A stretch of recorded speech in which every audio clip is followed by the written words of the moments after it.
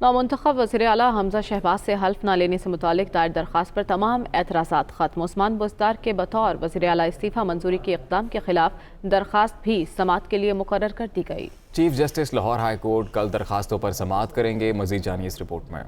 نو منتخب وزیر اعلیٰ پنجاب حمزہ شہباز نے لاہور ہائی کورٹ میں آئینی درخواست دائر کر دی۔ اطاولہ تارڑ کی وساطت سے دائر کی گئی درخواست میں گورنر پنجاب اور چیف سیکرٹری کو فریق بنایا گیا۔ لاہور ہائی کورٹ کے رجسٹرار آفس نے گورنر پنجاب کو براہ راست فریق بنانے پر اعتراض لگایا۔ بعد ازاں اس اعتراض کو ختم کر کے درخواست کو سماعت کے لیے مقرر کر دیا گیا۔ Chief justice Lahore high court justice Muhammad Ameer Bhatti درخواست پر سماعت کریں گے۔ نو منتخب وزیر اعلیٰ پنجاب حمزہ شہباز نے درخواست میں موقف اختیار کیا ہے کہ 16 اپریل کو 197 ووٹ لے کر قائد ایوان منتخب ہو چکا ہوں۔ قانون کے مطابق گورنر نے وزیر اعلیٰ سے حلف لینا ہے، لیکن گورنر نے حلف لینے سے انکار کر دیا۔ گورنر پنجاب اپنی ذمہ داریاں پوری نہ کر کے آئین کی خلاف ورزی کر رہے ہیں، لہٰذا عدالت گورنر پنجاب کو حلف لینے کے احکامات جاری کرے۔ دوسری جانب عثمان بزدار کے بطور وزیر اعلیٰ استعفیٰ منظوری کے اقدام کے خلاف درخواست بھی سماعت کے لیے مقرر۔